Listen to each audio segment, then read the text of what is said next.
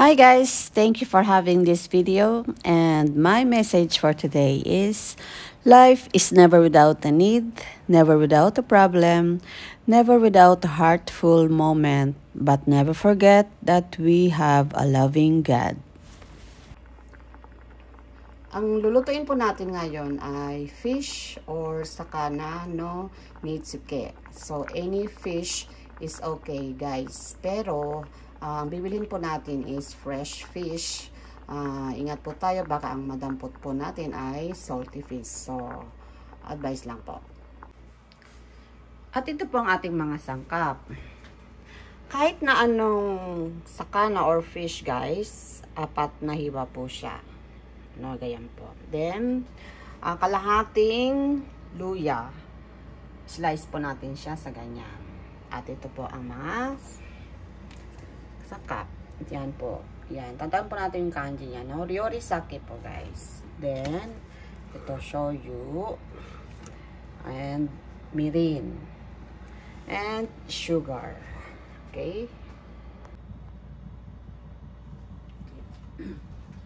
Guys, 200 ml na water.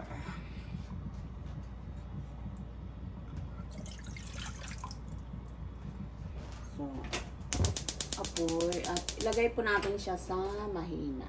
Okay.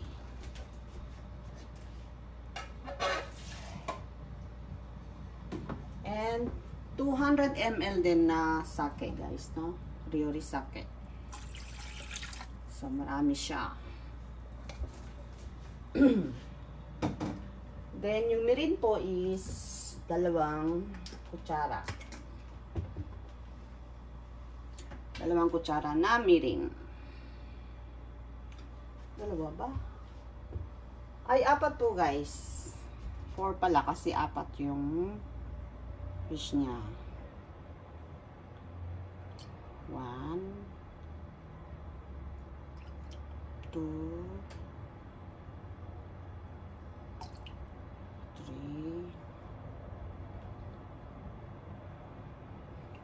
4. Yan. 4. Then, yung shoyu or toyo is 4 din po.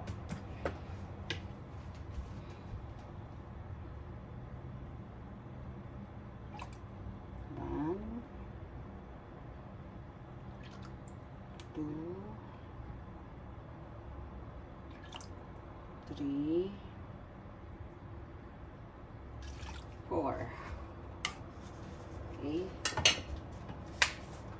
Then, sato or sugar is 2 kutsarita or small spoon. 2 lang guys. So, kung gusto nyo po ng medyo manamis-namis pa, bahala na po kayo magdagdag. Okay, 1, 2. Okay.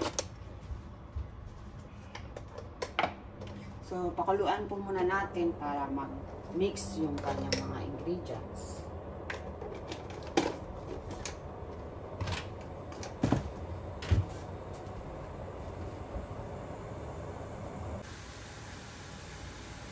Ayan guys, kumukulo na siya. So, ilalagay na po natin yung fish. Hinaan po natin yung apoy. Teka, titikman ko po muna guys.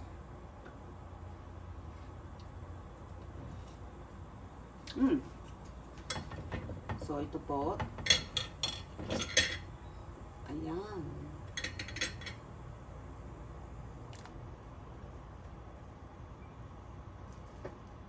Ayan. Tama lang po sa level ng kanyang hiwan.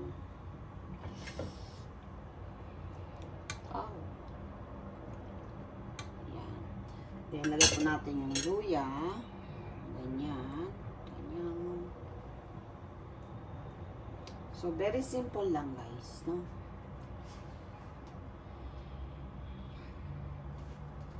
Ayan. Then, takpan po natin or pwede rin hindi kasi marami naman siyang sabaw. Ayan.